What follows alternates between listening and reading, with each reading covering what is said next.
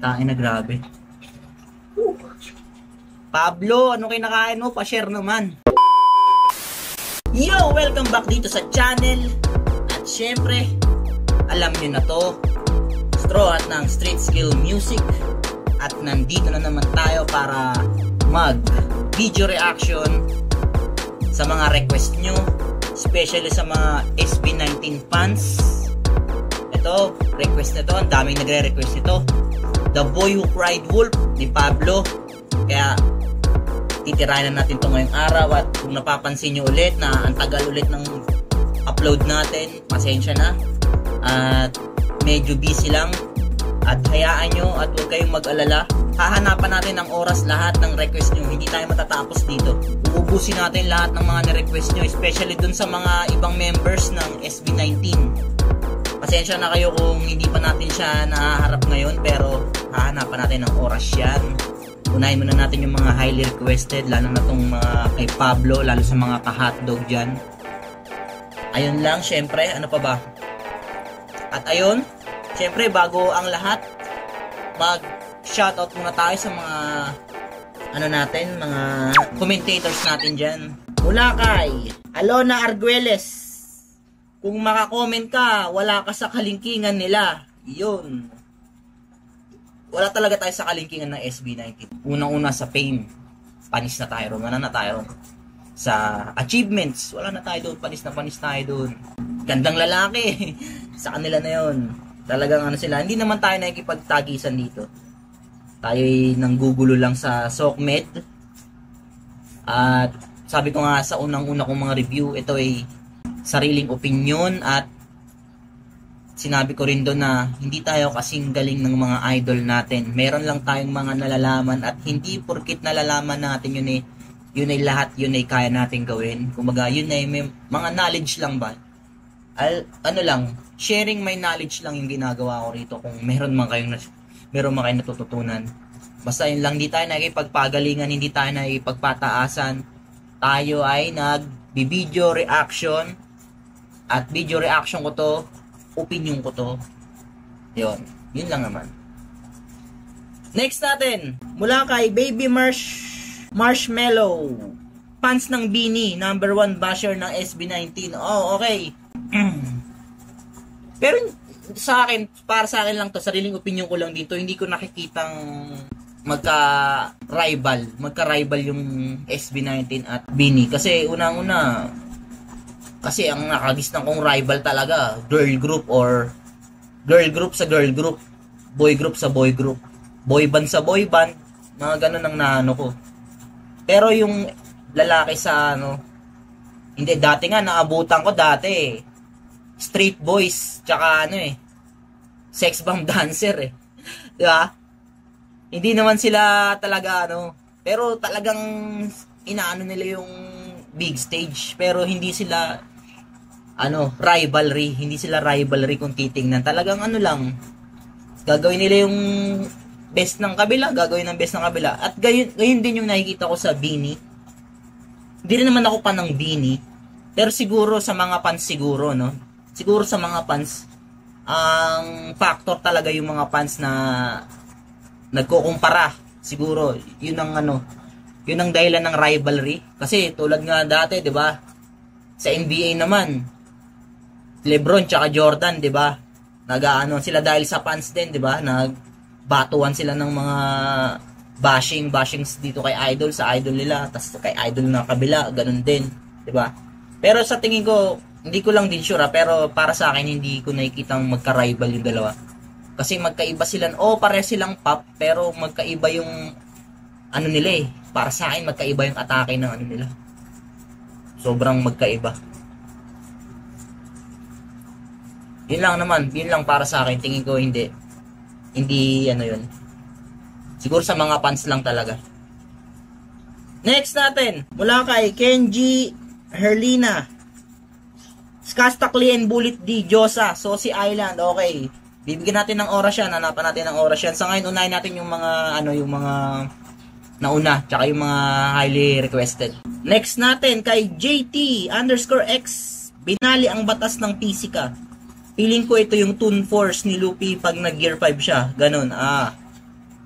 o yung Physica. Kasi dun sa Toon Force niya, 'di ba, ano 'yun? Yung nagagawa niyang imposible yung ano, kunyari yung katulad ng ginawa niya kay Kaido, 'di ba? Yung tumago siya dun sa mukha ni Kaido, tapos yung bat ni Kaido, 'di ba? Naging hugis niya. Siguro 'yun yung ano, ayun yung ibig niya sabihin din doon. Pwede rin 'yun.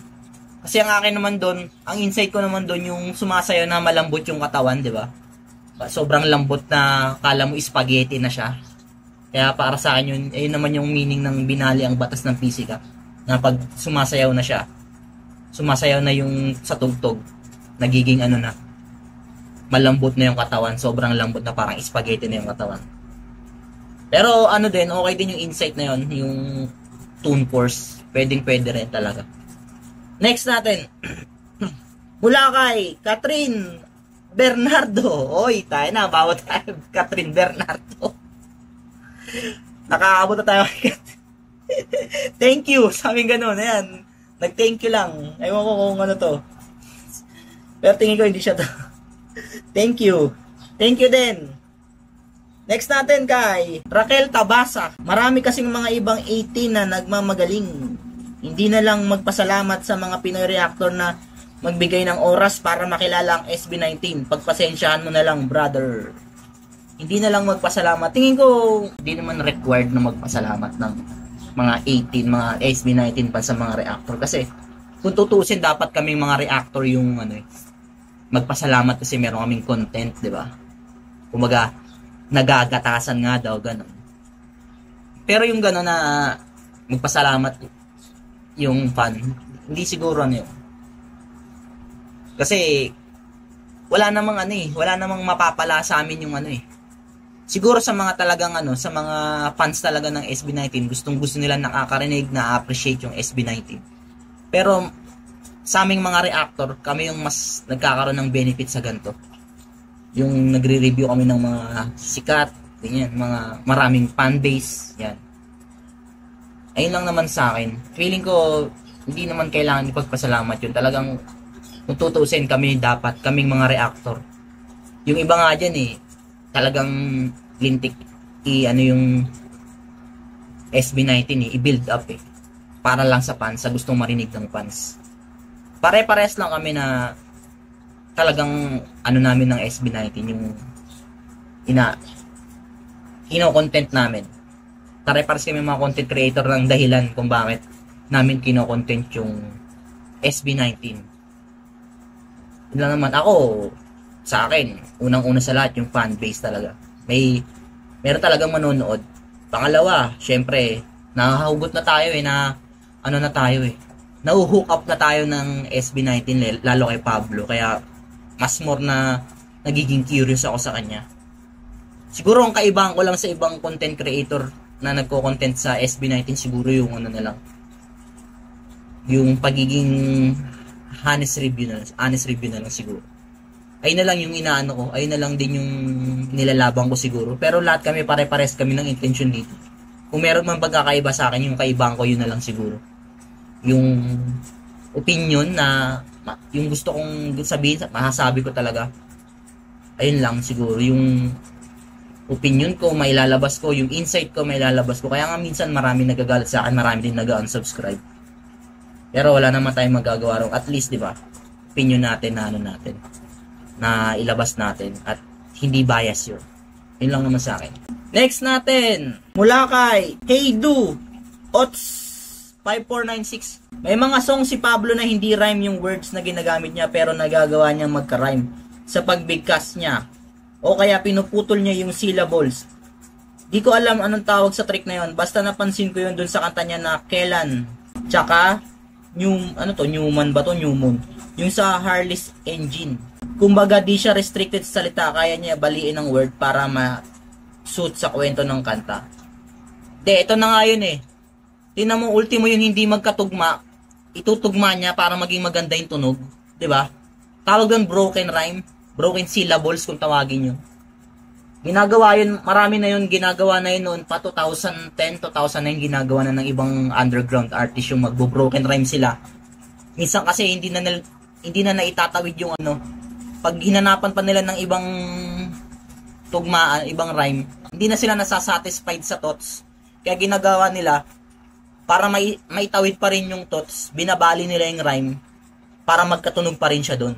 Doon na lang, kailangan pa nilang bumali ng rhyme. Kailangan pa nilang bumali ng salita para mag-rhyme lang, 'di ba? Doon na lang na talagang required mag-rhyme, 'di ba? Doon na lang kailangan pong bumali 'di ba? Kailangan mo pang baliin yung salita para tumunog lang doon, magkatunog lang sila nung naunang linya.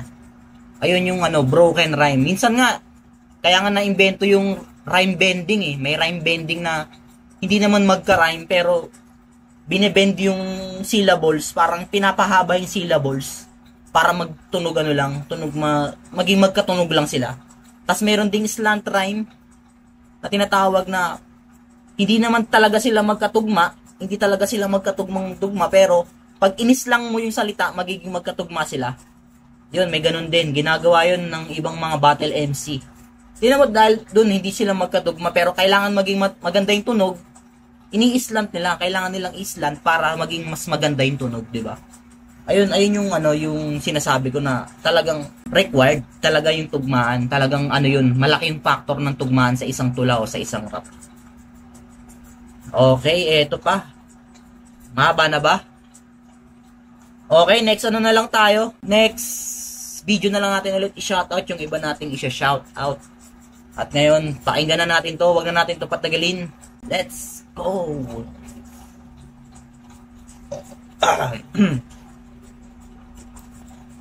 Pablo, the boy who cried wolf.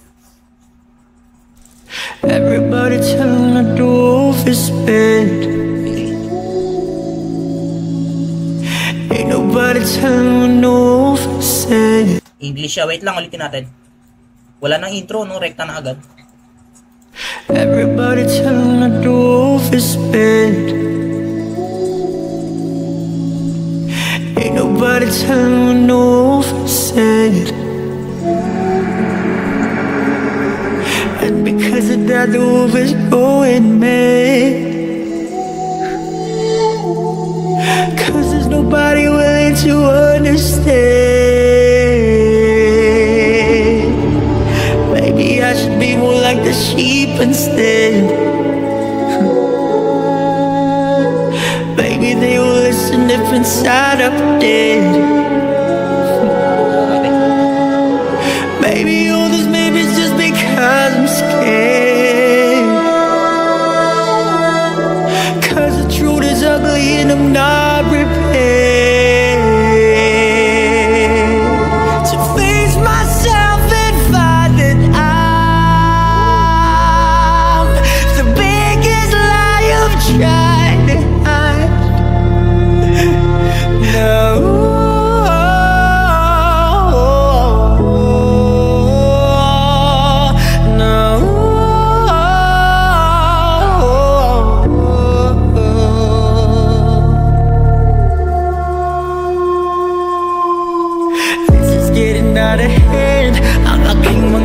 Okay, putulin natin konti ron. Grabe, no? Yung unang pa lang, yung unang rehistro pa lang ng salita Yung tunog international na no? Tunog international. Para siyang para siyang si David Guetta ba 'yon? Basta ganun yung rehistro ng niya sa akin ng boses niya. Talagang tunog international yung parang taga-ibang bansa yung kumanta. Yun yung napansin ko kagad. Tapos sobrang grabe no. Parang gaano kalungkot kung isipin mo, gaano siya kalungkot tong sinusulat niya to. Tong kanta na tong The Boy Who Cried Wolf na to. Alos parang umiiyak na siya rito Diba? Itong kanta na to, hindi to itong kanta niya na to, hindi to basta kaya isulat ng may talent lang. Kailangan dito, bago mong masulat yung gantong klaseng kanta, gantong klaseng, yung mga linya niya rito, bago mo masulat yun, kailangan malungkot ka. Sobrang lungkot mo. Ganun yung ganun yung atake niya. Talagang kukurutin yung puso mo. Talagang maririnig mo yung puso sa kantang to. Hindi sapat yung talent lang para maisulat yung mga ganitong klase. Experience tingin ko. Experience yung niya, yung naging puhunan niya rin dito. Plus yung talent niya sinabay na. Grabe yung sulat. Ito, halimbawa ito.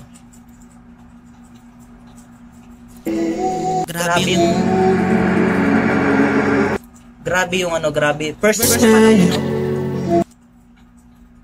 Grabe yung first verse ba yun? Parang hindi naman chorus din yun. Pero hatiin muna natin doon kasi baka malimutan natin yung mga yung mga detalyeng naisip natin dito. Ayan. And because of that, I know. Yung ginamit yung mga mga tugmaan doon. Napakasimple lang yun. and because of that, the wolf is going mad. Sad, bad, mad. Cause there's nobody willing to understand. Yung mga ginamit yung tugmaan kasi hindi naman siya ganun hindi siya ganun kahirap isipan ng tugma, alam mo yun? Simple lang, sad, mad, bad.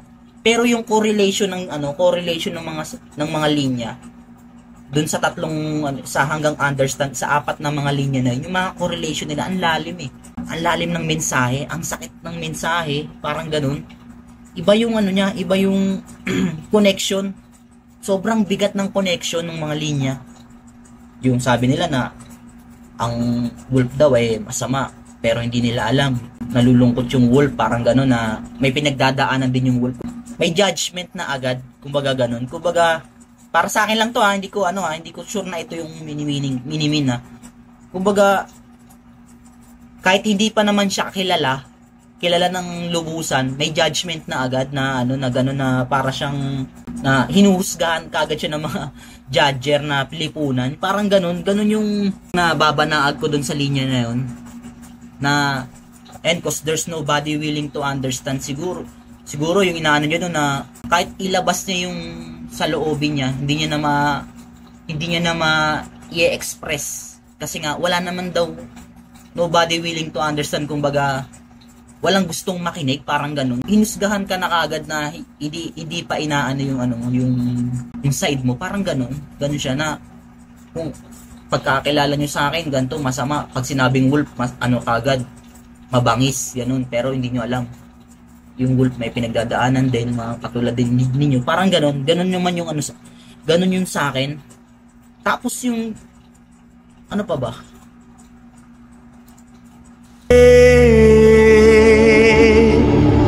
Maybe I should be more like the sheep instead. Ito pa isa. Ito hindi ko malimutan. Maybe they will listen if inside of. I know, maybe I should be more like sheep instead. Maybe they will listen if inside I'm dead. Parang siya. 'Di ba ang sheep para siyang maamo 'yun, 'di ba? Pag sinabing sheep, 'di ba, maamong tupa ganun. Pero meron siyang ibang meaning na makihalo na lang daw siya, makiayon na lang din daw siya, parang ganun. And maybe I should be more like sheep instead na lang. Kung makiayon na lang daw siya, sumang-ayon na lang daw siya. Ganun, kahit yung sarili niya hindi niya na ma-express. Parang ganun, maybe they will listen if I'm inside I'm dead. Parang ganun yung niya, yung hindi niya na ma-express yung sarili niya. Kumbaga, makikikulay na lang siya, makikiuso na lang siya kung ano yung majority ng lipunan, parang ganun. Parang makisang-ayon na lang, ewan ko kung tama ba yung ko. Na kasi 'di ba pag sheep, 'di ba, para siyang maamo yun 'di ba? Maamo, parang mabait, 'di ba? Tapos kailangan ko na lang sigurong maging ganun para matanggap nila ako. Sasang-ayon sila sa akin pag ganun din yung ko. Yung mga beliefs niya, isasantabi niya na lamang yung mga beliefs niya. Yun yung inside I'm dead, parang ganun. Yung sarili niya hindi niya na ma-express. Kumbaga ganun, parang siya, parang sang-ayon na lang siya sa mga nangyayari sa paligid. Yung majority na nangyayari sa paligid, ganun. Kasi 'di ba takot tayo sa judgment minsan, 'di ba? Pag sumasalungat tayo, pag tayo lang yung naiibang desisyon, minsan ang tingin sa atin, 'di ba, parang kontrabida. Ang tingin sa atin masama, 'di ba? Yung KJ mo naman, ikaw lang parang ganyan. Para hindi na mangyari 'yon kasi takot ka nga sa judgment na ganun. Kumbaga, na-judge ka ng ganun lang. Nagiging masama ka. makiayon ka na lang din. Wag mo na lang din, may nakita kang mali o ano, wag mo na lang din pansinin. Parang ganun. Sa akin lang para sa akin, parang ganun yung dating. Para siyang mag-isa lang, ganun. Para talaga siyang lone wolf. Mag-isa lang na walang kakampi, parang ganun. Napakalungkot ng kanta. Sobrang lungkot. Maybe all this maybe's just because I'm scared. Cause the truth is ugly and I'm not prepared to face myself and find that Tapos biglang galit na. Nung una pa bulong lang Parang nagtatanong lang siya bakit ganun. Parang nag-wonder siya. Siguro nung medyo nare-realize niya na parang ang sama ng mundo sa kanya. Tapos bigla siyang Pero ito kasi para sa mga musician na talaga to yung mga ganung ka-technical na bagay. Yung mga pabulong lang tapos biglang tataas. Sa may tawag sa ganun, may sinasabi si Bamboo na yung emotion, biglang tataas, bababa, hihina, biglang tataas, magagalit. Parang ganun. Nung naintindihan niya na-realize niya na yung mga ganun na asama ng mundo, nagalit siya. Parang sumisigaw siya na ganun yung naano ko sa boses niya. Tapos ay mangungol. Grabe to. Kung tutusin, kung ibang kanta to, hindi mo na siya ma-appreciate Kung ibang title, walang wolf dyan, hindi mo na ma-appreciate yung gumaganon siya. Kasi ungol lang siya, pero dito pinakita niya na talagang para siyang wolf, di ba? Para siyang lone wolf na humihingi ng tulong, no? Na humihingi ng kasagutan. Parang ganun yung niya, ganun yung dating. Yung utak ni Pablo, iba, napaka-artistic. Yung artistry niya iba, hindi lang siya basta sa word. Pwede mo siyang i-breakdown gamit lang tono Pwede kang pwede siyang kumanta ng gamit lang tono tapos mararamdaman mo na kung ano yung ibig sabihin. May mga ganun siya. Tapos yung dinidikdik niya sa utak, yung pinoportray niya sa utak ng nakikinig, talagang mararamdaman mo, nakikita mo kung ano yung, katulad nga nung sinabi ko dun sa isang kanta niya na Kumunoy. Parang nakikita mo siya. Ganun. Na napakalungkot, sobrang lungkot niya. Sobrang mag-isa siya, ganun. Ganun yung naano ko sa kanya. Sobrang ang bigat niya sa pakiramdam, kumukurot siya Maano siya ang bigat. Sobrang bigat. Hindi to kayang isulat ng magaling lang.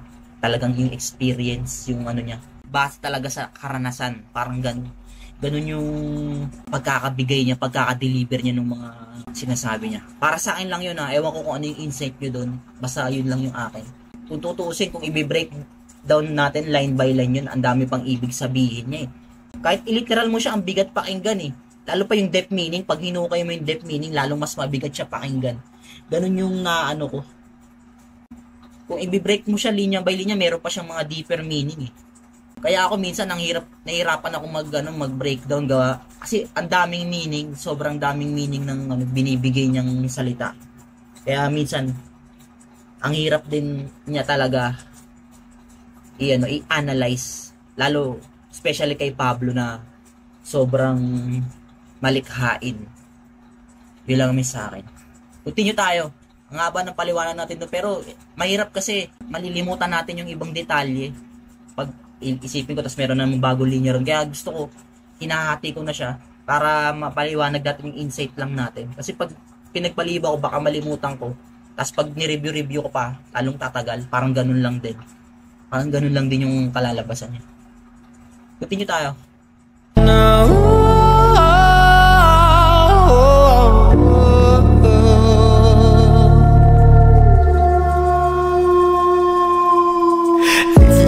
Out of hand, ang aking mga paa na may nanginginig, naman lang nagkangkang kumilala sa aking tinig, halos mapatulan lang ako. Ay no, diba? Parang ayun nga, katulad ng sinabi ko kanina, wala man lang umano sa kanya. Pero continue natin muna. Naglitin kahit pilit ko pang isara mga matay, tumatagas pa rin aking damdamin at sa may baybayin umaapaw na ang aking galit sa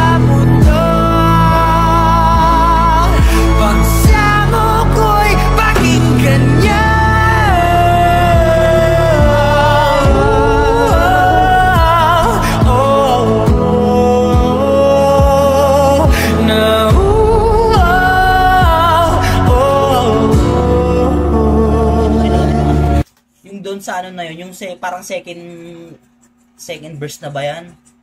Parang galit na siya, di ba? Yung parang na-realize niya bigla na, parang, alam ganito, umupo ka lang, ba't kaya gano'n sila sa akin? Ganyan, ba't kaya gano'n? Bakit kaya gano'n?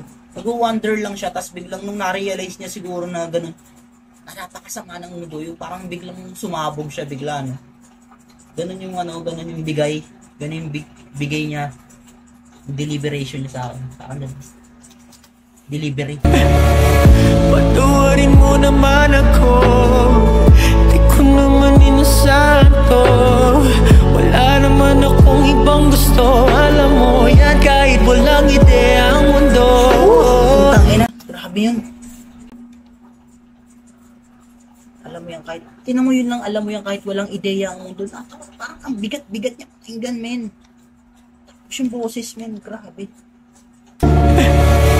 Patawarin mo naman ako, di ko naman inasahan to. Wala naman akong ibang gusto, alam mo yan kahit walang ideya ang mundo. At sa kabila ng mga pangyayari, wala naman akong iba pang masisisi, kundi ang sarili, piniling isang tabi. Marahil nga itinakda na ako'y masuwi. Malayo lang sa mundo ang tupang sakripisyo.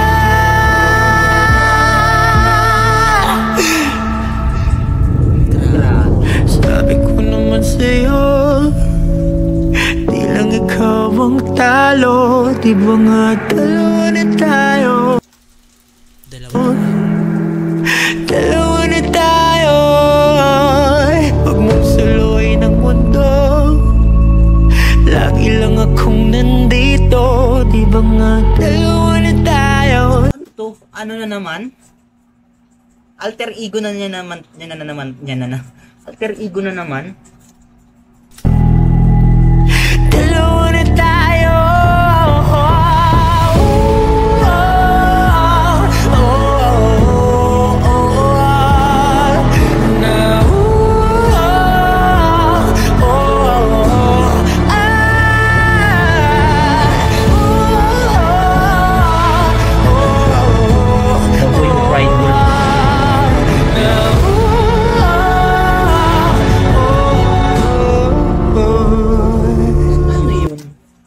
The Boy Who Cried Wolf, parang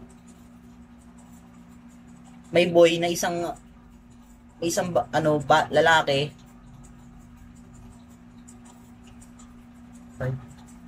Parang may alter ego siya, no? Parang ganun pa rin yung pinoportray niya, yung parang the boy, yung isang katauhan niya na mabait, tapos yung wolf. Diba? Grabe. Hanggang dito, no? Dala-dala niya yun. Pero sabi nga ng mga ibang fans, talagang meron siyang, madalas niya daw talagang gamitin yung alter ego na yun. Grabe, no?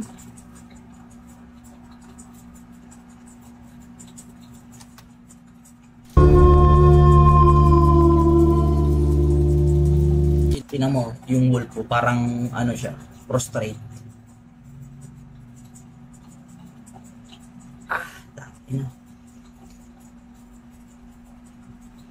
Pang rin eh. Pang contest piece. Men. Pang contest piece din to. Puta yung puso, men, iba. Yung pagiging makata, iba. Ang bigat. Ang bigat ng mga sinasabi niya. Yung sheep instead, maybe, sheep instead. Tapos, makikinig lang sila if inside I'm dead. Parang, ang lalim, diba? Ang lalim. Meron siyang yung unang linya pa, yung yung unang meaning pa lang ng unang pagkakaintindi mo, ang bigat na ng pakiramdam. Pero pag dinig mo pa siya, hinukay mo pa yung depth niya, mas mabigat, diba? Tangin ng Pablo to, no? Ano kaya kinakain ni Pablo, no? Ano kayang nito, gatas nito nung bata siya?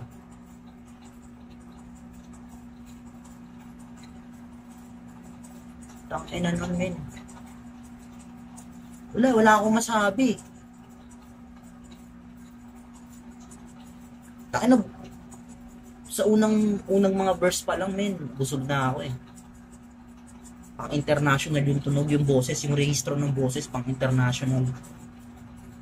Tapos, yung mensahe, pang ano, hindi mo alam kung pang tula-tulaan ba, yung gano'n, ano ba yun, parang pambalagtasan. Grabe, men. Hindi to basta sinulat ng may talent lang, men. Yung karanasan, men.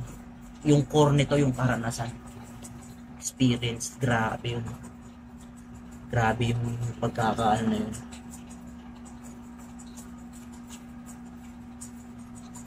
Ano? What more pa kaya yung ibang kanta sa Alon? Ano pa ba yung bigat na kayang ibigay ni Pablo dun sa ibang kanta?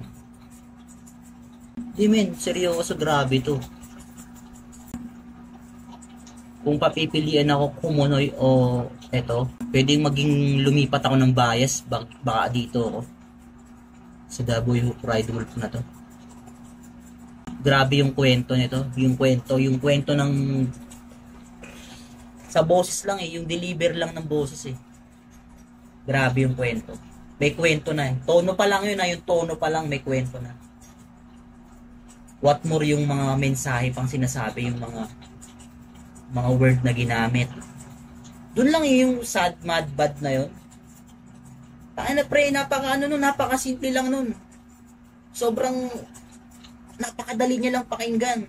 Pero napakabigat ng yung mga linyang sa likod nun, yung mga linyang sinundan nun. Grabe yung bigat ng mensahe. Kaya sabi ko, paulit-ulit na ako. Pero yun, para sa akin, The Boy Who Cried Wolf. Recommended talaga to. Highly recommended to. Grabe si Pablo. Pag sinali ng contest to, men, sabi sa'yo, mas magaling yung kakanta. Sobrang bigat ng, sobrang gaano kabigat na puso yung iaalay mo sa kantang to. Para kantahin to, para maging epektibo ka pag kinanta mo to. Yun, ganun. Grabe, tas nag-husky pa yung boses niya, no? Parang galit na siya. Yun lang naman sa akin, men. Grabe yun para sa akin. The Boy Who Cried Wolf. Grabe yung kwento. Grabe. Speechless ako, men. Although yung ibang English, medyo syempre hindi naman tayo ganun kagaling mag-interpret ng English. Pero yung bigat, nararamdaman ko yung bigat. Sobrang bigat. Yun lang, men. Kung nagustuhan nyo itong mga gantong klaseng reaction video, syempre alam nyo na yung gagawin nyo. Comment nyo lang yan ang i-comment. Promise. Pangako, I swear. Cross my heart, hope to die. Gagawa natin ng reaction video yan. Antabay lang, konting tiis lang tayo. Konting tiis lang sa mga nag-aantay, sa mga nag-ano rin. Ganun lang. Tain na grabe. Pablo, ano kinakain mo? Pa-share naman. Share mo naman yung pagkain mo. Yun lang, guys. Maraming salamat. Peace.